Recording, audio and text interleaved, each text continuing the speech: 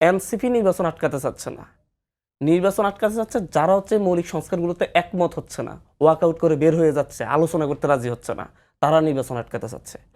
তারা যদি একমত হয় তাহলে তো নির্বাচন হয়েই যাচ্ছে। আপনি এই ইস্যুগুলোতে আপনার কি সমস্যা যে দুর্নীতি দমন কমিশনার, দুদক কমিশনারটা একটা নিরপেক্ষ সংস্থার মধ্যে বা হচ্ছে আপনাদের যে বডিটা তৈরি করা হয়েছে প্রধান সরকারি দল বিরোধী দল সহ সবাই মিলে নিয়োগ করবে, সেটাতে আপনার কি সমস্যা? এটা কি আপনি তার মানে কি আপনার উদ্দেশ্য সৎ না? আপনি তার মানে কি এদেরকে বিরোধী দলের বিরুদ্ধে ব্যবহার করতে চাচ্ছেন?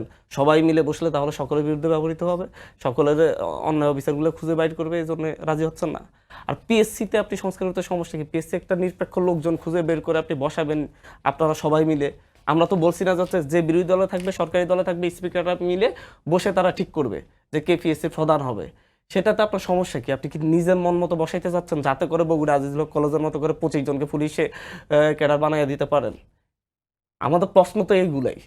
আপনি এগুলা যদি সদুত্তর না থাকে, আপনি যদি এগুলা নিয়ে আলোচনাই করতে না চান, তাহলে নির্বাচন কিভাবে হবে? ধরুন নিরপেক্ষ দুদক কমিশনার আসলো, হুম। কিন্তু তারা রাজনৈতিক সরকারের চাপে রাজনৈতিক সরকারের নির্দেশনাই মেনে নিল, তখন কি পরিস্থিতি দাঁড়াবে? তখন তো অবস্থা বুঝে সেই অনুযায়ী বাংলাদেশের মানুষই কথা বলবে। ধরুন অনেক কিছু হইতে পারে, ধরে নি সরকার নির্বাচিত হয়েই আসলো, আবার শেখ হাসিনার মতো আচরণ শুরু করলো।